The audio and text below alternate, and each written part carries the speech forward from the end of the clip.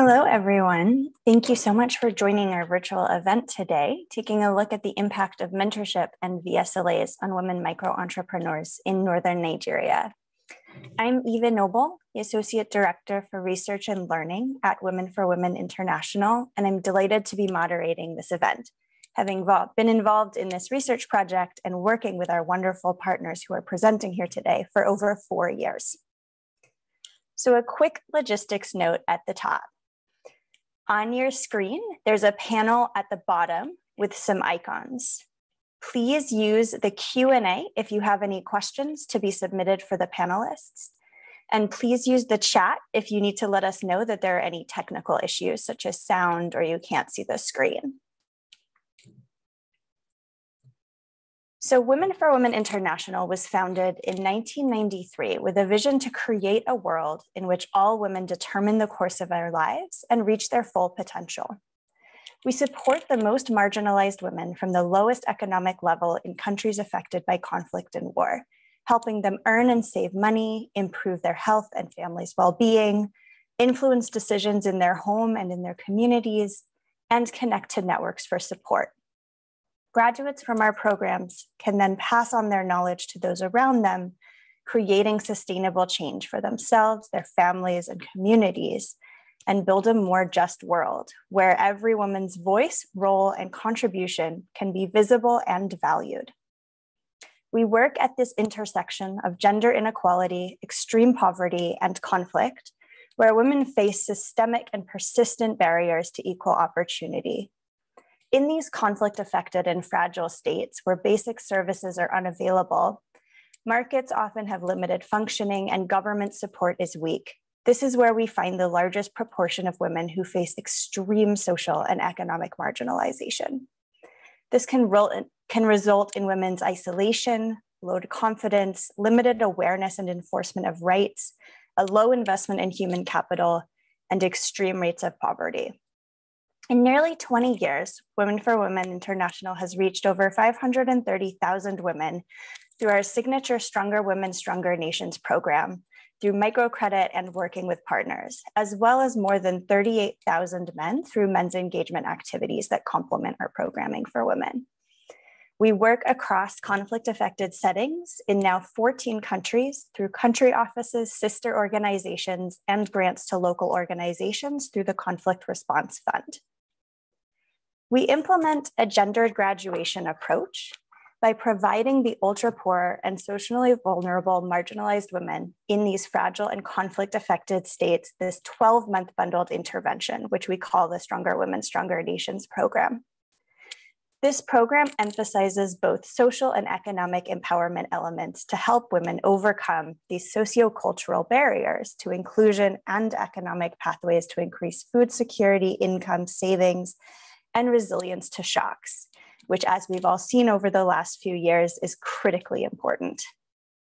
Women for Women cares deeply about providing evidence-based programming and creates partnerships with academic researchers so that we can rigorously assess our program impact using a gold standard evaluation design that we're talking about today, a randomized control trial, or shorthand RCT. From 2016 to 2021, we completed 2 RCTs in the Democratic Republic of Congo and Afghanistan, where we took a look at the holistic program impacts. Through those studies, we learned about the positive and sustained impacts that this program has had on women's ability to earn, save money, participate in household decision-making, improve household consumption and well-being, improve women's feelings of empowerment, self-efficacy, mobility and agency, and many more. Those findings are all available on our website if you want to take a look after this webinar. Having seen the impacts of our whole bundled approach together, Women for Women is now eager to dig in deeper, which leads us to the research study that's being discussed today, where we're taking a look at program variations as opposed to the impact of the entire program in Nigeria. With that, I'm really excited to introduce our first panelist. Andrea Bertels is the President and Executive Director for Grant Making at the Nielsen Foundation as well as the Vice President for Corporate Citizenship at Nielsen, where she's worked since 2014. Andrea and her team lead Nielsen's environmental, social, and governance responsible practices and reporting efforts, as well as the development of partnerships and grant making through the Nielsen Foundation.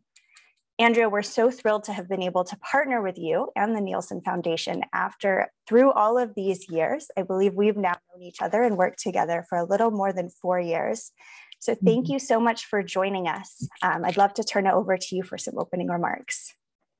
Thank you so much, Ava. It's great to be with you all today. And thank you so much for Women for Women for having me. I'm thrilled to be with you as the team releases the findings from the last few years of this critically important research on women micro-entrepreneurs.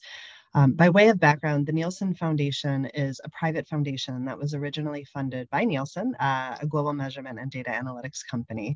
Our foundation's mission is to support organizations that give voice and opportunities to historically underrepresented groups and communities, and we envision a more equitable world where everyone counts. So listening to the mission of Women for Women International, it was clear how strong of a fit it was when we were connecting with them.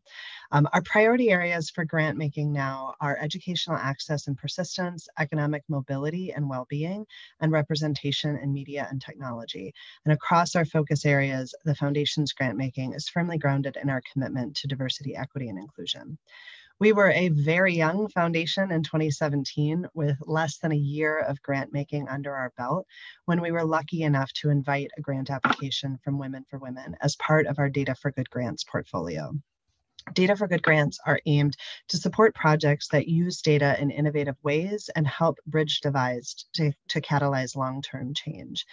And from increasing access to skills and opportunities, influencing public attitudes or behavior, and informing positive social change, we know the power that data can have to drive these outcomes, but also how underfunded data-driven studies can be in philanthropy, which still motivates our Data for Good grant making 5 years later. When we learned about Women for Women's plans to execute a rigorous randomized control trial to understand what drives profitability and sustainability of women's self-employment in fragile settings, it should be no surprise that for a bunch of data nerds, we jumped at the chance to include this project as part of our Data for Good grants and continued to support this study in future years for midline and endline data collection.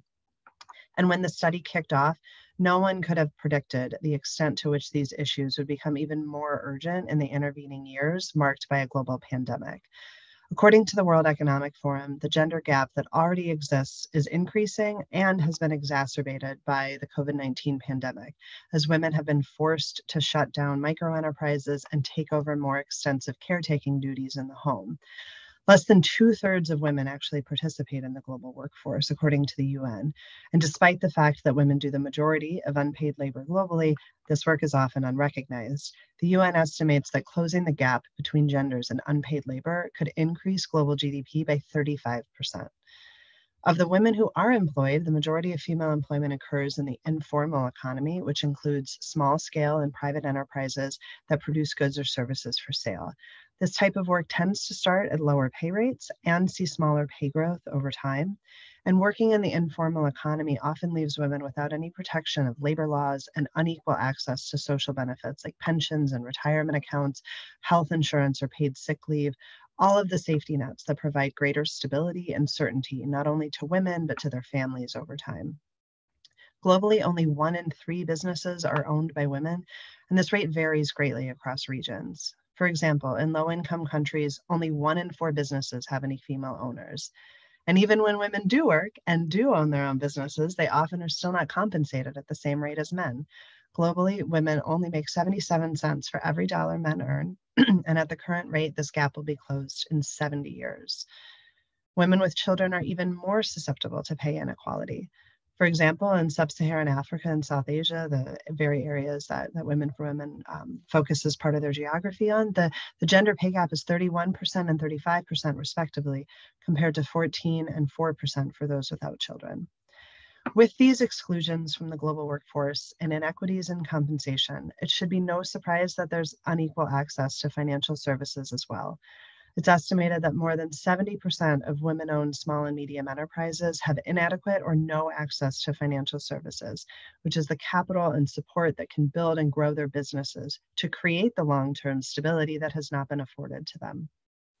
According to the International Finance Corporation, 1 billion women still do not have access to any financial system, which equates to a $300 billion gap between women and men globally. This current state of affairs, with persistent gaps for women in access to labor markets, equal compensation, and financial inclusion, makes the programmatic work of Women for Women International more important than ever, as well as their deep research to understand what can systemically change outcomes for women over the long term. Greater financial inclusion for women demands that we address the social and structural challenges that women face, such as financial literacy, mobility constraints, and restrictive gender norms. Programs around the world, like Women for Women International, aim to address these constraints and support women's financial inclusion. This inclusion would allow women to build businesses, support their communities, themselves, and their families, and access to formal banking, savings groups, and loans can allow women to build their savings and reduce poverty and food insecurity. Against this background of present-day challenges and hope for the future, the Nielsen Foundation has been honored to be able to support Women for Women International's research to drive greater economic mobility and well-being for women, both in Nigeria and around the world. I hope that these research results will have a broader impact across the development world to help be able to better understand where and how to direct resources to lead to the best long-term outcomes for women's growth, advancement, and stability. Thank you so much for having us, and I'll turn it back to you, Ava. Thank you so much for kicking us off so well and painting such a robust picture of the need and what we're working towards. With that, I would really now love to introduce our other panelists. So first, I would like to introduce Bukola Onishi, or as we call her, Buki. She's the country director in Nigeria for Women International. She is a development expert, professional accountant, and seasoned administrator with more than 2 decades of experience in various capacities in finance, program design and development, research, women's empowerment, compliance, fundraising, human resources, procurement, and logistics. Buki has worked with Women for Women in Nigeria since 2003 in many different roles, including as field officer, financial officer, finance and administration manager, and deputy country director. She has served as the country director since 2016, where she leads all of Women for Women's work in Nigeria.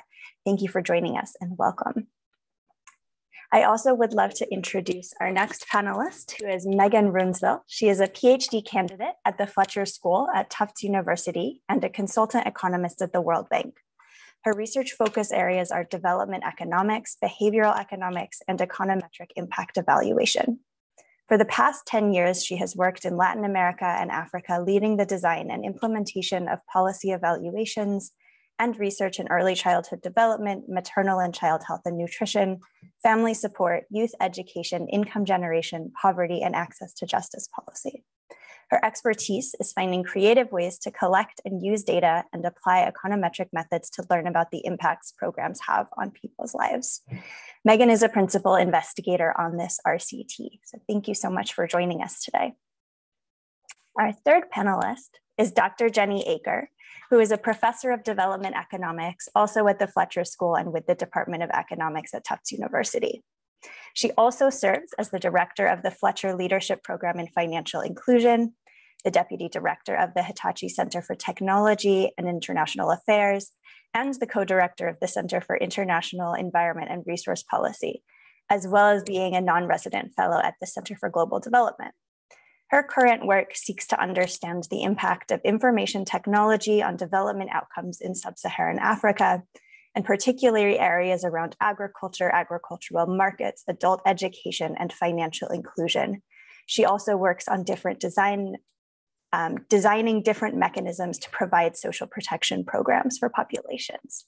Jenny has also been serving as a co-principal investigator on this study. So thank you all very much for joining us and for being our partners on this multi-year journey with this project. I'd like to start us off with a first question to Buki. Could you please tell us what life is like for women in Nigeria, and particularly where we work, and tell us about Women for Women International's work in Nigeria and the programs that we looked at through this research. Thank you very much, Eva. And I'm so sorry I won't be able to turn on my camera, maybe in the course of the discussion, if my internet is stable. I would like to start by discussing the context of women in Nigeria. Nigeria has an estimated population of 216 million people, of which 50% are women. Over 250 ethnic groups and over 500 indigenous languages spoken across the country. While Nigeria is the wealthiest country in Africa according to its GDP, income inequality is growing and poverty rates remain high. 40% of Nigerians live in extreme poverty on less than $1.90 per day as of 2021. COVID-19 pandemic and its effects on the economy further exacerbated challenges for families living in poverty. Nigeria is in the lowest ranked group of countries on the Gender Development Index and is ranked 139 out of 156 countries in the Women, Peace and Security Index. Women are routinely excluded from educational opportunities. Only 67% of women have completed primary school. Women are 25% less likely than men to participate in the labor force, and their wages tend to be 25% smaller when they do. A national survey found that 16% of firms are owned, only 16% of firms are owned by women. Women also face exclusion from formal banking mechanisms. Only 21% of women in Nigeria save money at the financial institutions. Nigeria as a whole has been overtaken by insecurity, but speaking to Plateau State and Bauchi States, there's increasing ethnic and religious-based violence contributing to deteriorating safety and the economic instability and worsening violence against women. I'll take time to describe the women that we work with in Women for Women. The fact that you're born a female already puts you at a disadvantage. Education is obviously not prioritized. By age as young as age 7, the girl is hawking on the street and exposed to all kinds of vices out there. In many cases, this leads to early marriage or forced marriage. I met some girls recently at less than 18 years. The young girl has gone through forced marriage. She's had 2 kids, and she's going through a divorce because she has the 2 kids she has are girls. These are some of the challenges or the context of women, especially the women we work with. Women for Women International Nigeria started operations in the year 2000. And over the past 29 years, Women for Women International has reached over 80,000 women through our Stronger Women, Stronger Nations program. Our Nigeria office spearheaded the organization's first men's engagement program to bring men into the conversation around gender equality. Since the beginning of MEP, we have engaged an average of 12,000 men. In addition to this supplementary programming, we developed a change agents program also that continues to thrive as graduates and work with other women in the communities to provide health references, connect with other women involved in sexual violence cases, and build a larger network for women across the communities and across states and across nations. Our head office in Nigeria is in Plateau State. I'm speaking to you from Plateau State right now. And we have satellite offices in Bauchi and Kaduna states.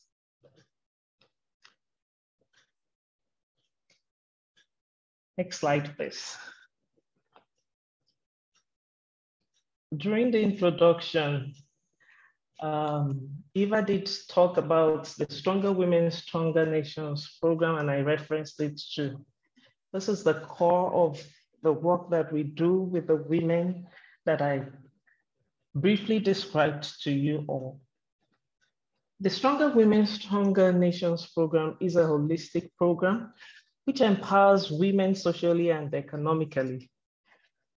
Women enrolled in this program have a unique opportunity to learn life skills under the social empowerment sessions, which looks at such topics like solidarity, networking, savings, health and wellness, fundamental human rights, and decision-making. Under the economic empowerment learning, women learn numeric skills, business and vocational skills. And all these trainings or sessions happen within 12 months. A woman once told me, she said, Women for Women has given me the opportunity to attend school. I feel like I didn't miss anything again because I'm informed. I feel like I've gone through primary school, secondary school, and now as a change agent, I feel like I'm in the university. In addition to the social empowerment training that we offer, when we are doing the trainings on health and wellness, we partner with organizations that specializes in health. We have the Medical Women's Association that come to the field with us. They join us to meet with women. We have the Planned Parenthood Federation of Nigeria. And when we are talking about rights, we have the International Federation of Female Lawyers and the National Human Rights Commission that engages with our women. Our women are also 100% banks because we also partner with microfinance banks and commercial banks to engage with women. So the women make a choice of banks and the banks open accounts with them. And from there, they continue to use the bank accounts. So we help them to be financially included. In 12 months, as this diagram is, as simple as it looks, it's a lot of engagement with the women.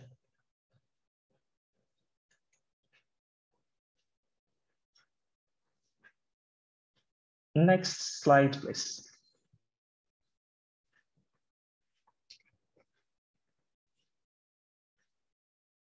As part of what we offer women is also the Village Savings and Loan Association's intervention. We introduced this to further encourage women to save and access loan so that they see it as it's a very important part of what we do. Yes, we want women to be strong when it comes to knowledge of their rights, but we also know that They need resources to build their businesses. They need to learn how to save for the rainy day. And this platform allows the women to do that. A VSLA group is community-based. It brings women together, and they regularly save money jointly, and they're able to take loans at an interest as agreed by the group. Women are given training to set up the VSLAs and to also set up savings group structure. The VSLA cycle lasts up to 9 to 12 months in total. And the first 3 months of these group meetings are used to raise capital that will later be given out to loans to members. If the group decides to have additional cycle, we continue to support them. And we also organize one-on-one meetings with their leaders. Women have choices to leave after the first cycle if they are not pleased with the group. But so far, so good, we continue to grow.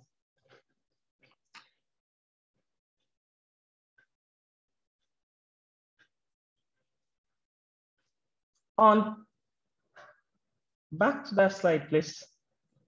On post-graduation mentorship, it's a possible third way to provide some support to women when program ends.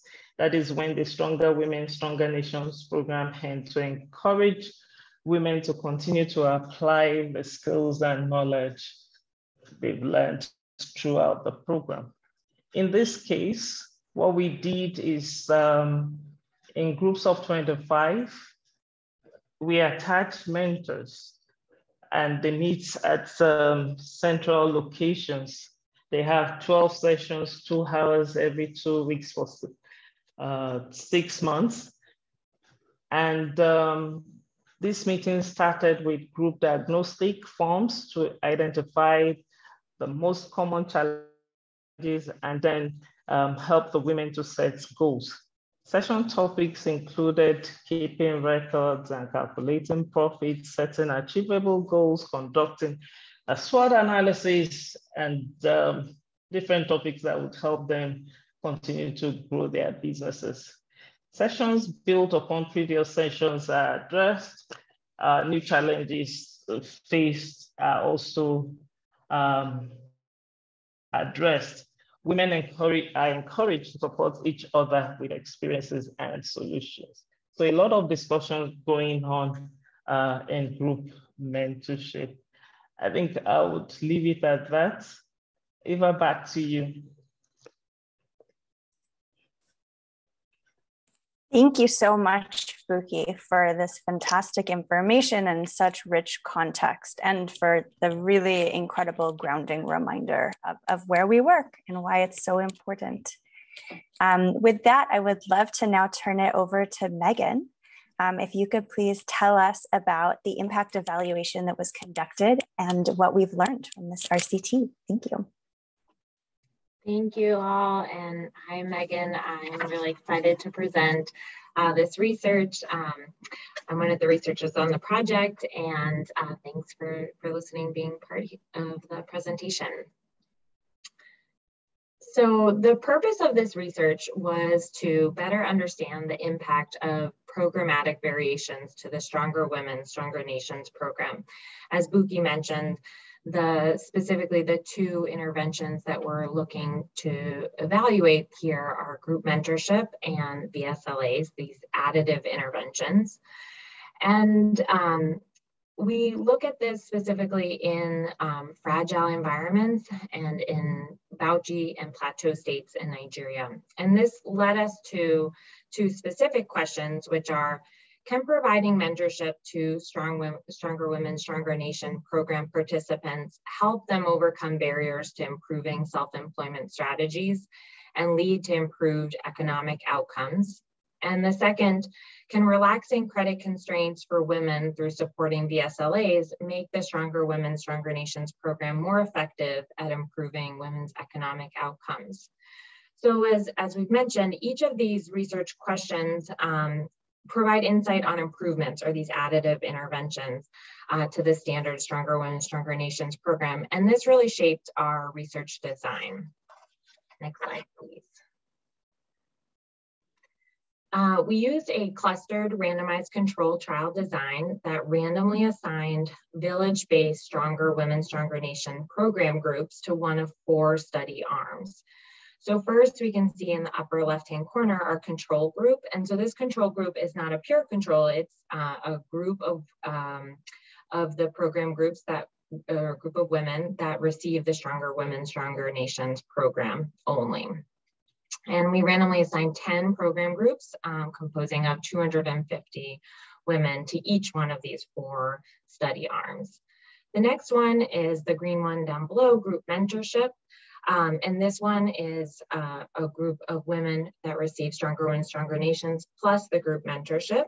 Our third one is a group of women that receive Stronger Women, Stronger Nations programming plus VSLA support. And lastly, our fourth one is a group of women that receive Stronger Women, Stronger Nations, VSLA, and group mentorship. So in each of the following parts of the presentation on our findings, we're going to be comparing each of these groups back to this control group that received the Stronger Women, Stronger Nations programming. Okay, next slide, please. On this slide, we share a timeline both of our data collection timing as well as the interventions and how that unfolded in relation to the data collection.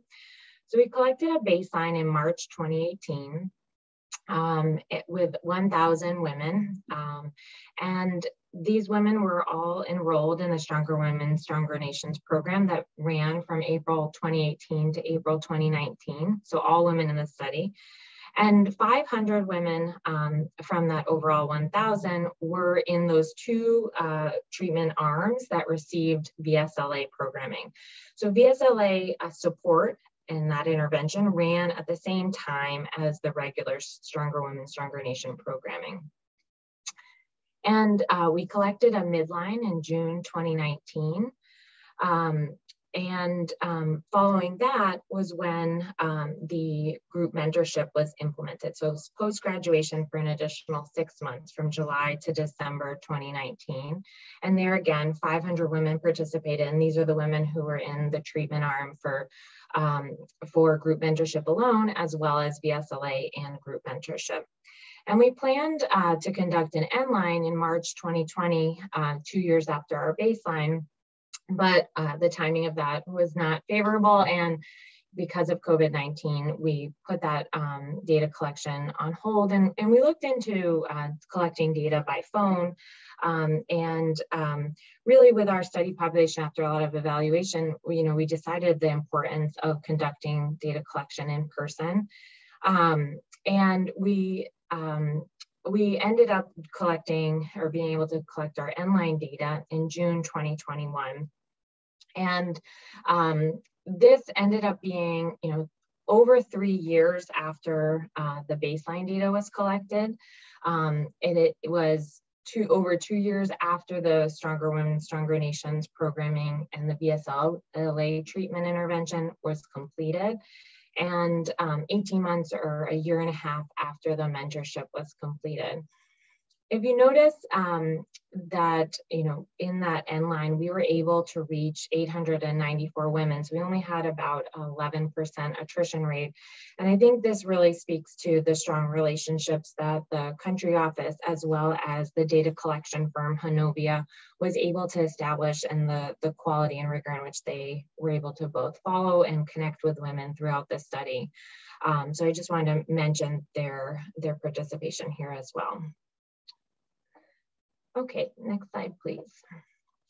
So as I mentioned, there were logistical impacts of COVID-19 in the timeline, but I also want to draw your attention to the fact that nationally, COVID-19 pandemic led to lockdowns that led to reductions in farm output, reduced farm export revenue, significant declines in household income, declines in demand for goods and services, and economic outputs. So this is, the national context and some of the trends that are definitely affecting the women in our study population. So something really important to take into consideration when we're looking at these end-line findings after these experiences for over a year. In terms of research implications, as I mentioned, the timing was pushed back, but when we were able to implement our end-line in June 2021, it was done with strict monitoring of local COVID-19 transmission rates, regular testing of survey team, institutional review board approval, as well as a Tufts University safety committee, and really required a lot of community support to both be able to implement the risk reduction protocols that were approved, as well as to be able to carry out the research. We were able to implement an in-person survey, but it had to be much reduced from our initial plans and from previous data collection rounds. So with these factors in consideration, as the research team, part of our expectation was, due to this context of the COVID-19 pandemic, in general, economic outcomes may be reduced, and our ability to see impacts of this program might be, less able to see those smaller percentage change given our sample size. So that was kind of where our expectations were going into the end line. And I think it's important to mention that our research question also shifted kind of what we could answer. We're no longer just looking at the impacts of these programs or these additive interventions, but also whether these impacts could be sustained over an additional year, very challenging year of pandemic hardship. So that's kind of our joint research question that we're answering here. So I want to take you through a couple of statistics about the study population at baseline. So specifically building off what Buki explained of the context in which these programs are implemented. Our study participants were made up of 1,000 women who participated in Stronger Women, Stronger Nations program between April 2018 and April 2019.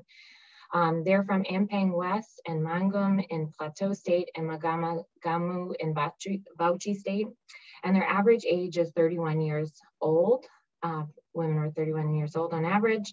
35% of women attained education higher than primary school, and 56% of women identified as literate or semi-literate. The average size of the household is approximately 6 people, and 88% of women were married or cohabitating.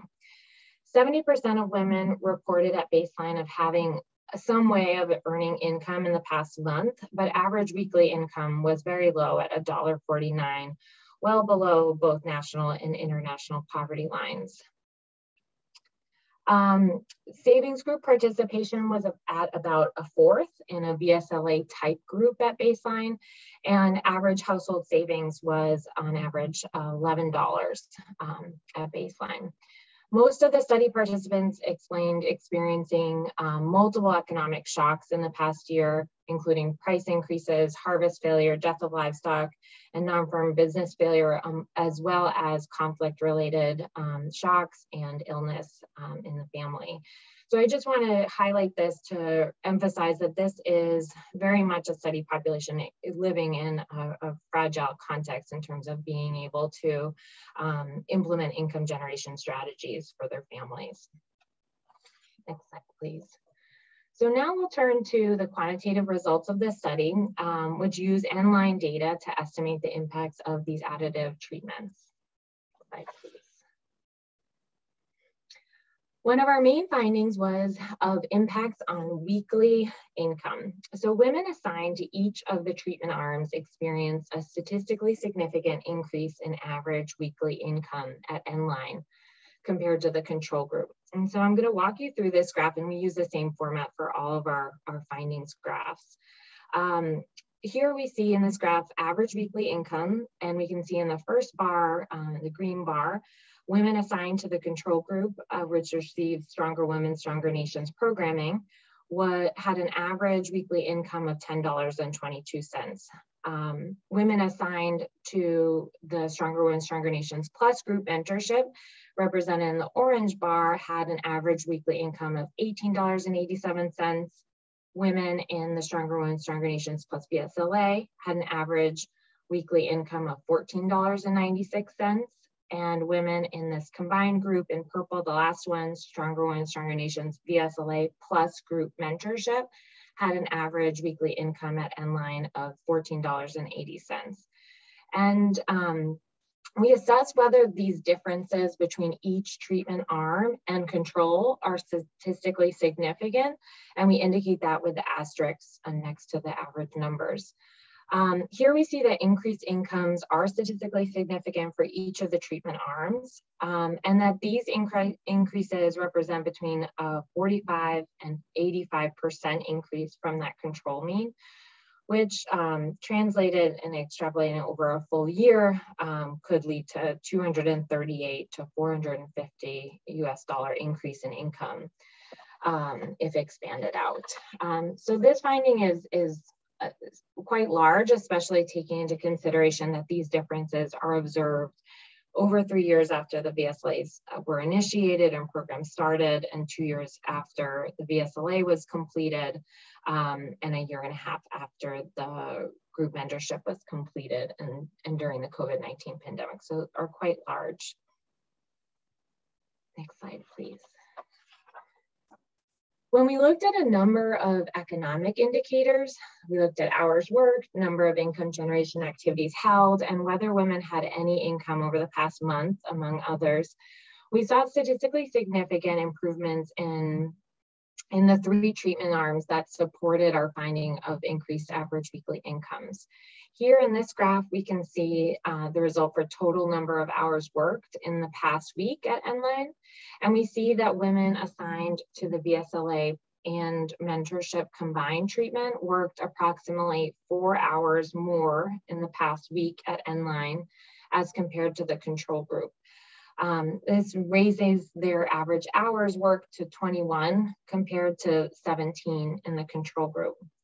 We also saw, not displayed in a graph here, that women assigned to the group mentorship treatment arm on average had statistically significantly higher number of income generating activities on average. And we also saw that women assigned to the VSLA and mentorship combined treatment experienced an increase in having any income source. So taken together, they provide strong support that these additive interventions are improving economic outcomes for women assigned to these different treatment arms. Next slide, please. When we look at savings outcomes, we see statistically significant increases in the total number of savings vehicles used by women in the VSLA treatment arm and the VSLA and group mentorship treatment arm, so both ones that participate in VSLAs. Their number of savings vehicles is approximately 3 on average in each one, compared to 2.6 in the control group. We don't see any statistically significant differences in whether women had any savings or the total amount of savings held between treatment arms and control. But to put those two null results into context as well, we observed that across all groups at Endline, savings rates were quite high. Between 92 and 95% of women were saving across the entire study sample at Endline. And this was a large increase from baseline levels, which was 47%. We also see the average total savings are approximately $130 across the entire study sample at Endline, which again is very large increase from the baseline of $11 reported. So this is an example when all groups have experienced large change over time, and picking up, and we don't see any statistically significant differences between treatment arms here and control. Amount of savings. Okay, next slide, please. When we look at access to credit, we see that women assigned to the VSLA and combined VSLA and mentorship treatment arms applied for loans at higher rates than the control group on average. So here we can see in that first graph on the left that women in the VSLA treatment arm applied for, 61% had applied for a loan in the past year at Nline, and this is at 66% for the VSLA plus group mentorship compared to their control group at 49%. This is a 12 to 17 percentage point increase on average. We also see that women assigned to the VSLA in the right-hand side graph report a statistically significantly higher loan repayment rate at 70% loan repayment for their most recent loan taken out. And compared to the control group at 50%, this also is a large increase in loan repayment. These are self-reported loan repayment rates. Across the entire study sample at Nline, approximately 2/3 of women reported using the loans that they took out for agricultural investments, animal assets, or business inputs to put where increased access to credit, where women are putting that credit towards. Next slide, please. We look at a range of business practices as well, including marketing, record keeping, financial planning, and stocking, really trying to follow the lines of both the mentorship and the VSLA interventions, as well as Stronger Women, Stronger Nations, kind of what are the behaviors and practices women were encouraged to implement. And these are hard outcomes to measure in general. They're also ones that we may not expect to see lasting impacts at this timeline of an extended follow-up. Here we do see that the evidence that women assigned to the VSLA and the VSLA and mentorship combined treatment arms increase their marketing. In this graph, we look at a specific marketing question, which is what percentage of women spoke with a former customer in the past 3 months.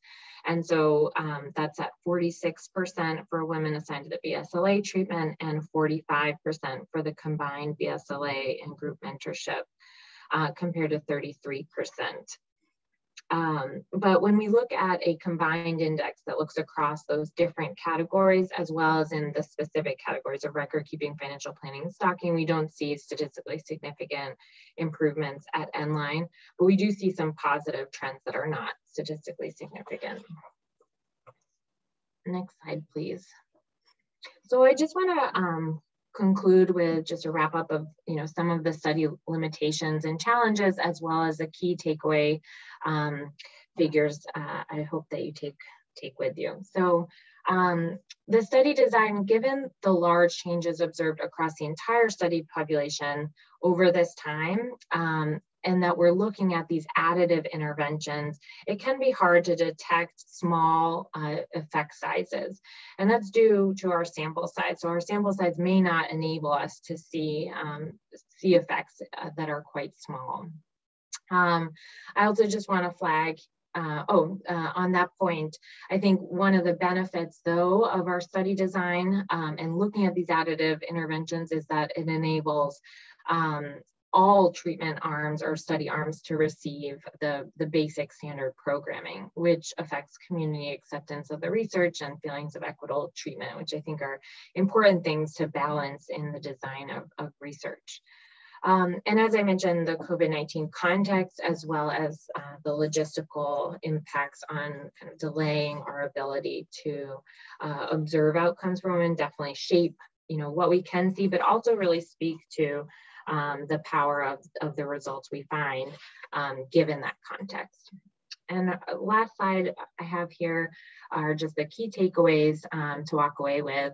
So first, I think I just want to mention that RCTs can be conducted in these difficult circumstances. They take strong relationships, a lot of flexibility, creativity, rigorous safety protocols that were very challenging for the entire team to implement, and close connections to the community, which just speaks to local staff engagement with women, and trust between implementers, researchers, and participants. So a lot of great work from Women for Women International on that to be able to stay with women to conduct the research.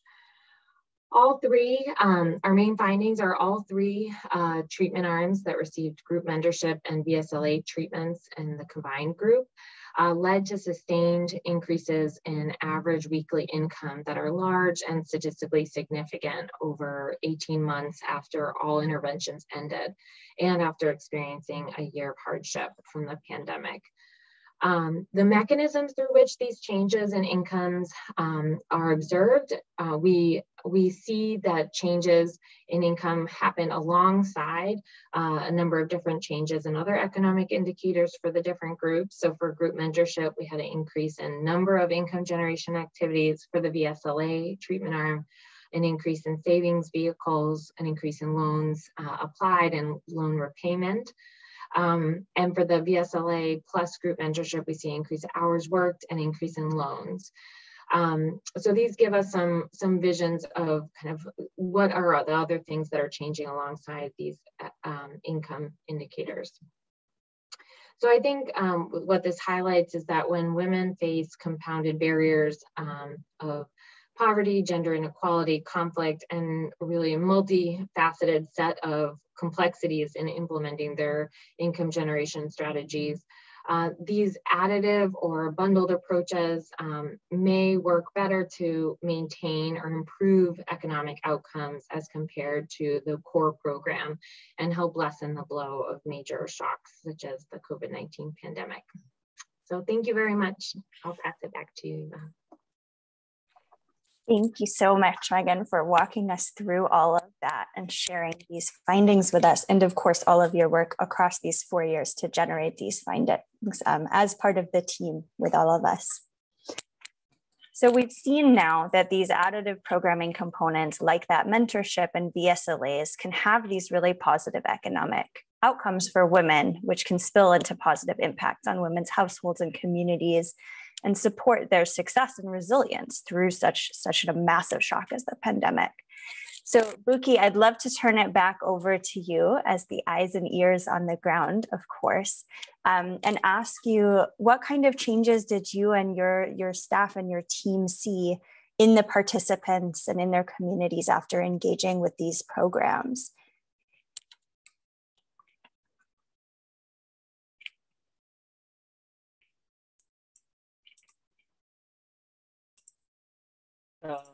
Thank you very much once again, Eva.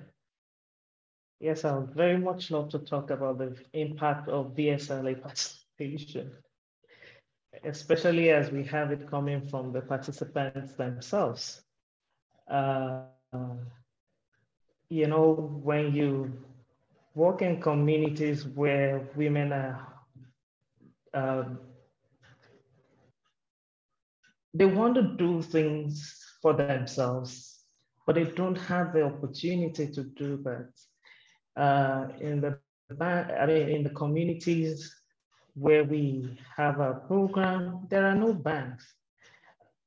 If a woman wants to save as little as maybe 200 naira, she'll probably need much more than that to get to the nearest bank. So VSLA came in very handy, and it's working at community level very well. A woman reported that VSLA is very different from other groups in the community because there is transparency and accountability in the group since everything is properly documented. At the beginning of every new cycle,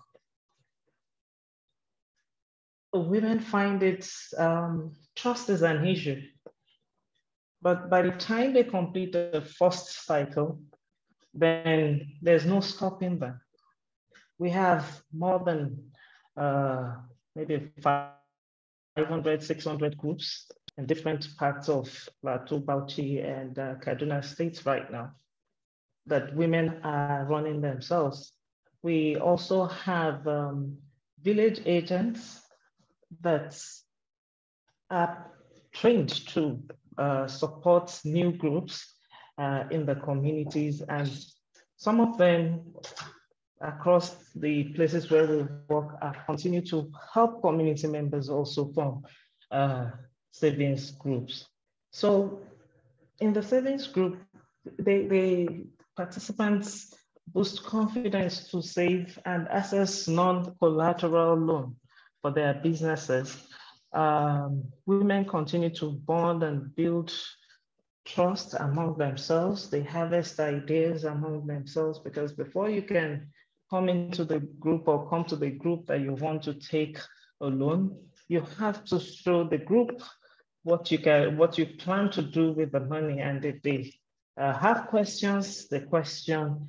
If they think it's you need to go and do more work, then you need to go back and do more work about the business you want to invest in. And there's also a beauty about savings with the VSLA groups. When you're also out of idea, if you're not able to do anything, your savings also at the end of a cycle, you would have your return on investment that is coming from the interest that others that have the ideas are able to pay as interest to the group. So we've also seen situations where women are beginning to form federations, a body comprising of various VSLA groups to operate on a bigger scale. A woman had this to say: I can now support my family, not just in buying food, but also in contributing to some capital projects in the house. My role at present includes advising my husband, and whenever there is need for a decision to be taken in the house, my husband now seeks my opinion. These are some feedback that we have from women. Next slide, please. Through the pandemic, of course, we all experienced I would say a lot of shock, especially during the total lockdown. The women experienced the same. VSLA groups members lost their ability to save because there was no going out. Everybody was stuck at home. And for this group of women that live on daily activities, what they buy and sell on daily basis, there was nowhere to get funds that they would use for their savings. So that definitely was affected.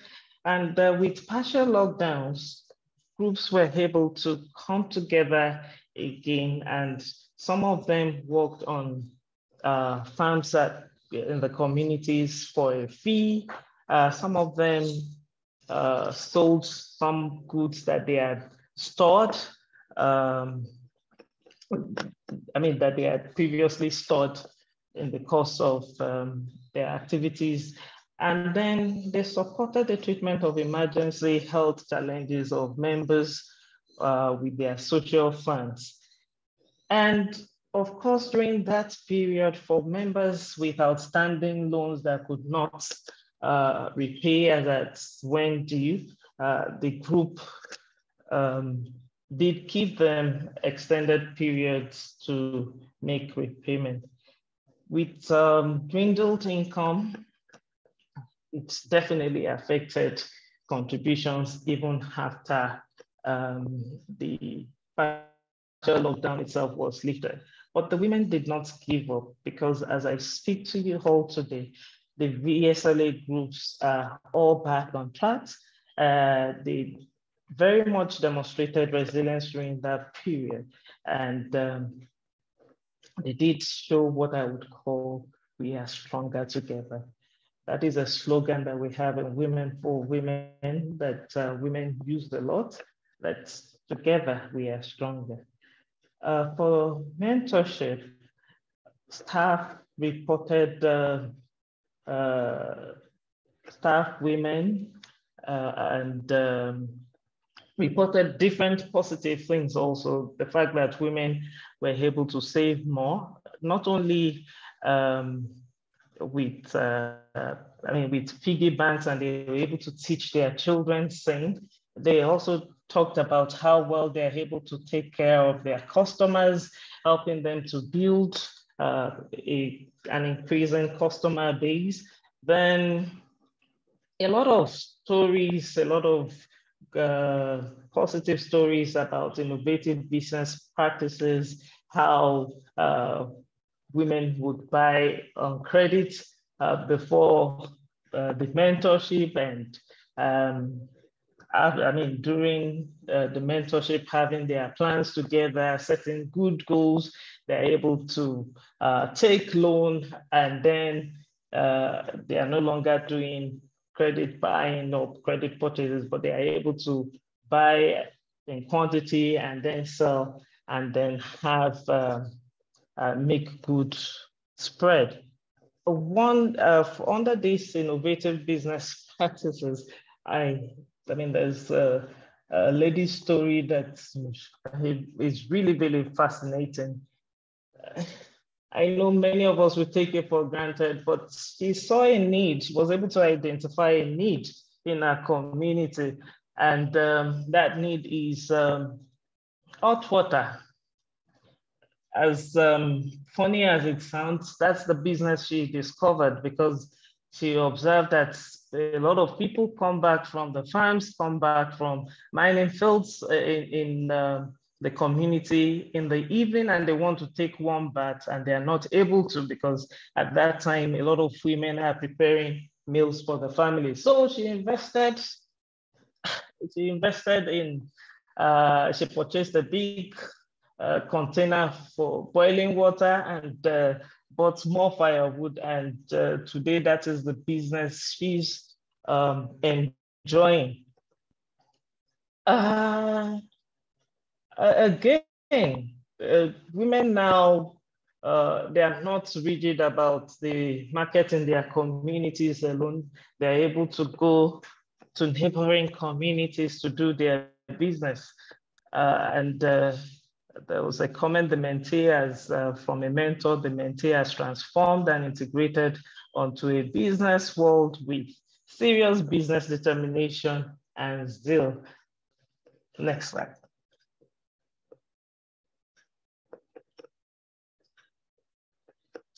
That's it for me. Thank you, Eva.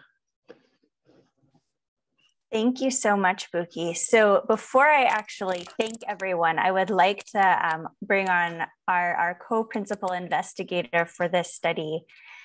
So Jenny, I'd really love to ask you a couple of questions to help us contextualize these findings. I was wondering if you could tell us about how this research fits into and contributes to the global evidence bases on women's financial inclusion and poverty alleviation efforts. And what is this telling us about the potential impacts of these bundled interventions? Thanks so much. Yeah, thank you everybody for these presentations and this inspiring work. This has been a very long haul, and I know that so many people, Eva's going to make these thank yous, but I wanted to kind of just let you know what a pleasure and an honor it's been to work with all of you. So I can't summarize all of the kind of research on financial inclusion. There's a very rich literature in this area. Hugh Allen and others are a part of this. But just to say that I think that this work really speaks to kind of three broad areas of the literature, the literature on VSLAs and savings groups, which there's a very rich literature that's both qualitative and quantitative, a number of RCTs that happened about 10 years ago. The second one is in the area of business mentorship, where we have a lot fewer studies, I think, and this is an open area that I think we should continue thinking about. And the third one is a lot about these graduation programs, right, that are really targeting the ultra poor and providing a bundle of services.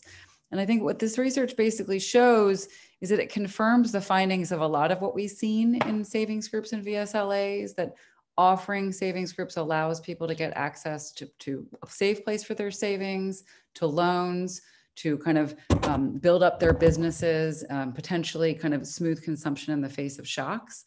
What it offers that I think is really new, which is important, is that some of these previous studies from about 10 years ago weren't able to measure the impact on income, which is what this study has done. And secondly, they weren't really able to kind of measure the impact in the medium to the longer term, given kind of certain types of constraints.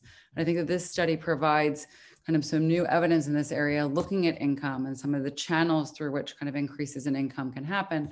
And then secondly, kind of what happens once the program ends? And that's a question that often all of us have. And this one suggests that really kind of several years later, kind of these impacts really persist. So that's the first thing that I think is really interesting. The second thing is that we know that kind of mentorship has been used in many different areas, whether it's education or small businesses in the United States or Europe. There's a growing literature in this area within sub-Saharan Africa and Latin America. And what this really suggests is that providing either kind of that group or that individual touch to help kind of small scale entrepreneurs to figure out how to better grow their businesses can be quite powerful, either or on its own or combined with other types of interventions. And I would say that this is an area that we don't have a lot of evidence on, and this study really contributes to that just by virtue of the fact of implementing it and kind of seeing what the effects are when it's bundled with VSLAs and then kind of the broader program that Women for Women International is doing in Nigeria. And then the third thing is that, as Megan talked a little bit about, we did have some sample size considerations here. And when you look at some of these effects, it can be quite difficult to disentangle kind of maybe some small impacts. But a lot of the literature that comes out right now on graduation programs really suggests that these bundled interventions that address a number of multiple constraints that the poor are facing in contexts such as Northern Nigeria can really be effective and can be transformational. And this is something that we haven't seen with some of the microfinance literature that, it didn't necessarily help people to get out of poverty. So bundled interventions can really do a very successful job in alleviating multiple constraints in the short term, but also in the longer term as well, given some recent evidence that's come up. So that's how I kind of would place this study in the context of what's happening in the broader research in this area throughout the world. Thank you so much, Jenny. And thank you, of course, for being along for the ride and being a co-PI on this project with all of us.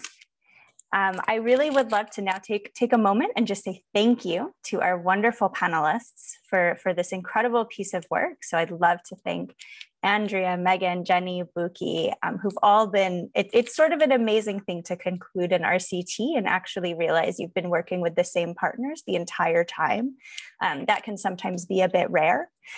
So it's really wonderful that we've had the chance to all work together for now more than 4 years on this piece of work and to actually have seen that through this study, that the power of these interventions to persist and provide resilience and support women through the pandemic, through this conflict setting, and through all of just the challenges that women are facing to begin with.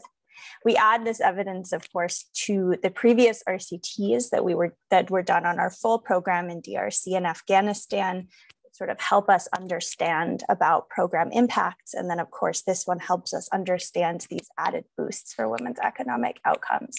We're really, really thrilled that we're able to share these findings with all of you, our audience members, and are so grateful for your engagement and for this contribution to the critical mission of serving and supporting marginalized women globally. So before we transition to Q&A, and I encourage at this time to please type questions into the box. Thank you so much for those who are already doing so. I would love to thank some people who have been involved in this study. First and foremost, the participants who share all of their time and experiences for us to learn from them.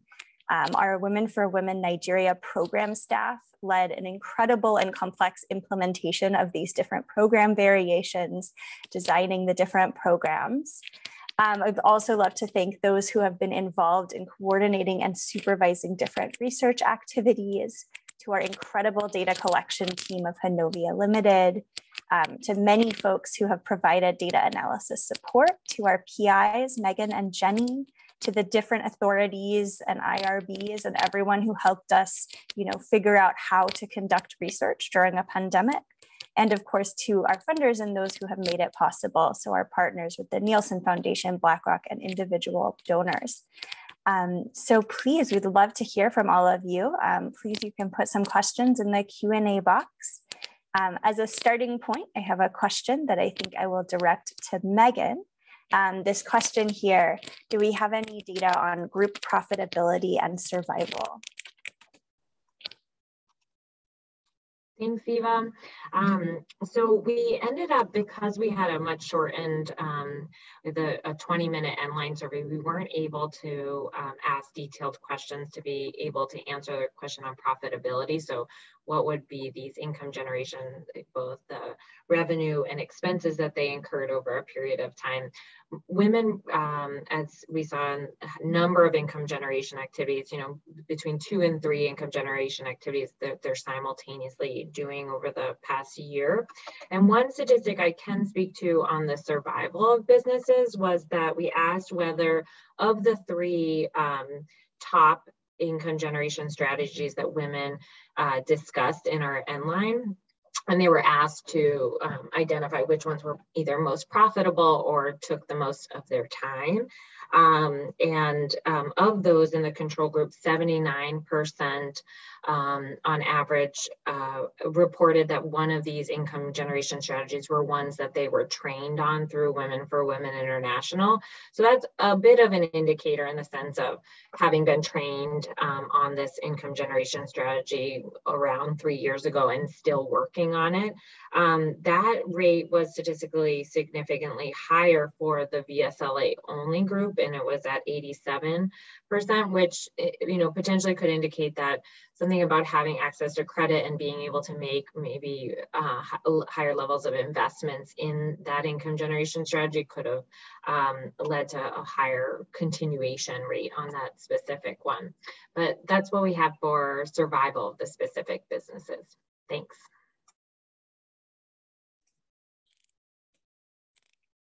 Thank you very much, Megan.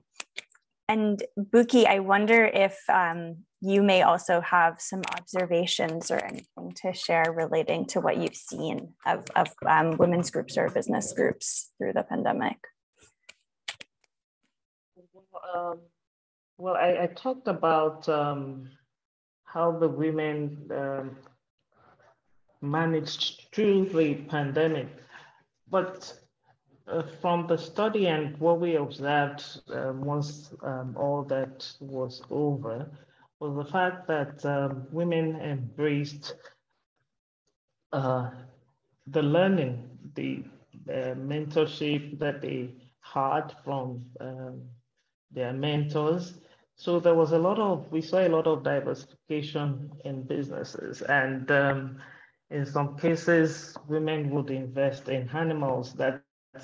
So if you have a pig, for example, you keep it for a while, and then you grow your business, you grow your pig farm, because once the pig is able to produce more, pigs produce quite a lot, then the farm expands. So that's increasing also their investment. We also saw the fact that women are now not afraid to take loans. I have a story of a woman that she didn't want to be part of the group, but because it's a study, she fell amongst the ones that were supposed to be part of VSLA. But I experienced today, a report has it that she's top in our group right now. She's always interested in taking loans. She doesn't joke with her savings, and she's growing her business. So, despite the pandemic, women have fared well. I don't have any report of any VSLA group that is not continuing in other cycles. I would also say that the village agents have also worked hard, and they have a lot of groups out there that are including men in some cases, including men that are part of the VSLA groups that they are forming at community level, which it speaks to something. It speaks to the fact that it's working for them. They are able to save, and they are able to take loans. They are able to grow their businesses. And some are able to ensure that from the profit they make from their businesses, they're able to keep their children in school. And we have a lot of, let's say, things like that. I mentioned about the woman that did talk about the fact that she's able to, she now has a voice in her home. So you see things like that also that are not, like say, measured or part of the study, but we see things like that. And if nothing, the fact that women are now able to, they are more confident, they are able to handle their own businesses, they are confident about borrowing, taking loans, and not taking loans and defaulting, taking loans, utilizing it and paying back. I also have information that some of them are now so, they take pride in the fact that they can stand as surety for others because they are doing well and people now respect them better in their communities. So we have a lot of such things that are also ongoing. Many also will speak to the fact that they now know how to deal with their businesses better, separating business from family issues. So they are taking care of their capital. They're not putting, they're not taking money out of their businesses carelessly or letting people off the hook when they do credit sales to customers.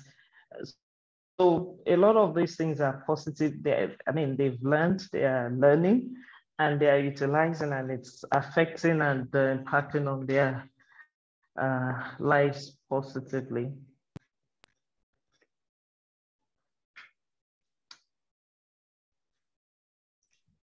Thank you so much, Vuki, for those observations. And thanks again, Megan, for also starting us off with that question. So as a follow-up to this question, we're being asked about referring to the percentage of groups that have survived since creation and what percentage have ceased to function.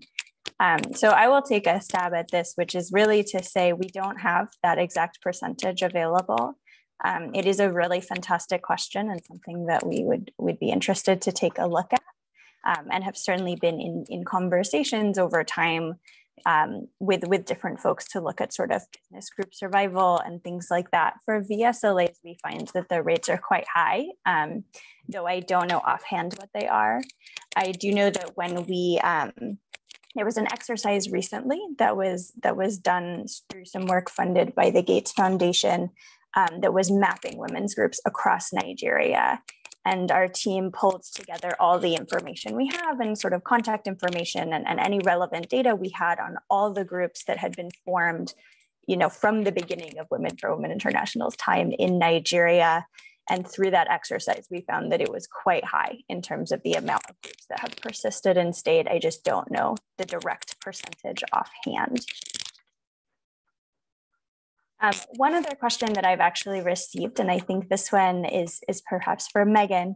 I saw a question that was asking about whether this study took a look at other areas of women's empowerment, whether the domains were all economic, or whether there were other areas that were looked at, and what you may have seen if those were looked at. Thanks, Diva. So we did look at a number of other outcomes at Nline. So in well-being, general well-being, we looked at total types of household assets, whether women held any animal assets, if kind of food security questions about having enough to eat over the last 12 months, and self-assessed kind of for well-being, which step you identify on for women. And we also asked questions around decision making, so participation of women in decision making, given the strong focus of Stronger Women, Stronger Nations on gender and inclusion in decision making spaces within the household. This study does not identify any impacts in those areas, and I think we could hypothesize kind of on why. Is it because there were no impacts, or the timing, or that maybe the differential impacts between stronger women and stronger nations in these additive interventions limited or made those differences between treatment arms and the core programming potentially small. So all of those are possible, but we don't find anything at Endline in those outcomes. Thanks very much, Megan. And I have a question here that I think perhaps I'll send over to Jenny. So I have a question asking, what are some of the really promising program innovations that you're seeing? And what should someone be considering when thinking about improving women's financial inclusion when we're looking at the bigger evidence base? Oh gosh, that I'm going to put you on the spot a little bit for just a small question. I really don't know if I have I mean, there's just so much that's happening, with mobile money and access to mobile phones and individual and group mentorship. So I'm going to have to really punt on that, because I think there's a lot happening in a lot of these different areas, and very much a lot of it is going to be context specific, right? So I think that one of the things that I think considers innovation is it a innovative technology, but more, is it addressing constraints that women are facing in that particular context in thoughtful ways? So that's a very generalized answer, but off the top of my head, I would say nothing is immediately coming to mind, but that is not because there aren't interesting and innovative things happening. I'm just unable to think about it at this very moment. So apologies for that. Thanks so much. And yes, a very large question to be put on the spot to answer. I have one question that I will direct to Buki, which is a question about the mentorship. So was there thought in establishing intergenerational mentors and mentee relationships, or were participants and mentors closer in age?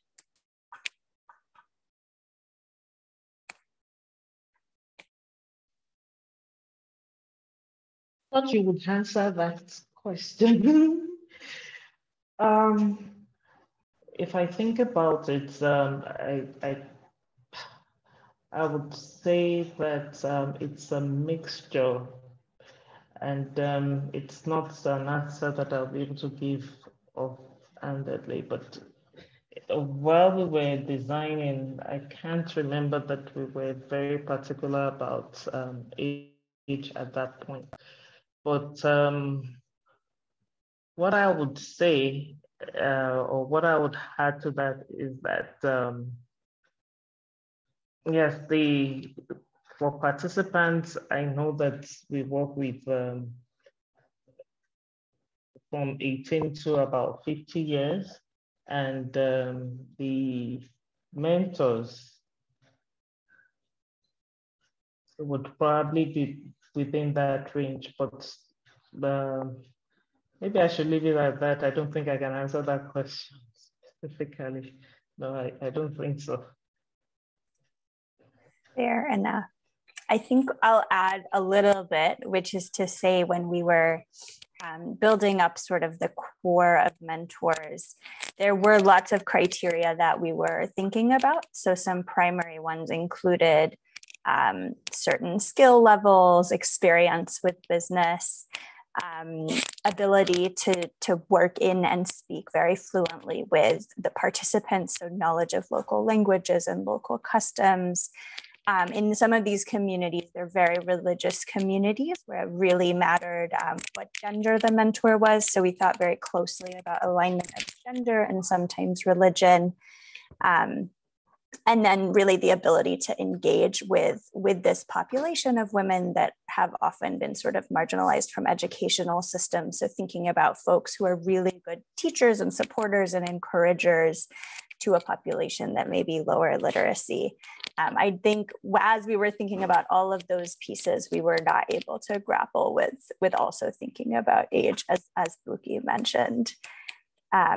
So there are a few other questions that are in the chat that I will actually take a quick stab at, and then I will wrap up. So one question here, did the research touch on Francophone Africa programs? So in this case, this project was strictly conducted in Nigeria, so not in Francophone West Africa. We did conduct a randomized control trial in the Democratic Republic of Congo. That was all the research, of course, was done in French, Swahili, and Lingala. And we do have some recordings available on our website when we put up a final link of presentations and recordings in French for that project. And then another question, someone is sharing a question about digital solutions and VSLA functioning. So with Women for Women, we are partnering with an organization and an app called DreamSave, where we're looking at the digitization of VSLAs. That is one avenue. There are many others, definitely, in terms of the digitization. And for this participant, I would be delighted if you want to put in the chat the sort of any tools or toolkits or anything you want to point other participants to in terms of digitization and the VSLAs. And then the last thing is a comment that we're seeing in the Q&A, so I'll just share with everyone. And apologies, I don't know who this is, coming up as anonymous attendee, but someone is sharing that they tracked 331 groups in 5 countries for 4 years, and they found an average survival rate of 89% and doubling of average assets, with profitability averaging 22%, which is quite amazing. And thank you to whomever is putting that in the chat for us to know that. So with that, we are really at time. So I would like to thank all of you again for joining us, engaging in this work, and engaging with this bigger mission of gender equality. A final thank you to all of our fantastic panelists and our partners throughout, and to everyone who has made this project possible and really successful. We will share a recording as well as some an evidence brief and summaries in the next few days. So you'll have resources at your fingertips. If you'd like to engage further, so there's an email address that you can use. And if you email to get in touch with any of the panelists, we'll be able to connect you. So that is research@womenforwomen.org. The website is womenforwomen.org/impact evaluations for information on any of the research that we have conducted. Different social media accounts are at Women for Women, and one that I'd really like to highlight, and I strongly recommend, is an Instagram account at WfWI-Nigeria, which is our Nigeria office's social media account, and they are phenomenal. And then there's also information here to get in touch with the Nielsen Foundation and websites for our fantastic co-PIs, Megan and Jenny. There will be final analysis and a detailed research paper that is in progress and being written now and will be out over the next year as well. So there's more to come from this project. Thank you all very, very much, and please have a wonderful rest of your day wherever you are.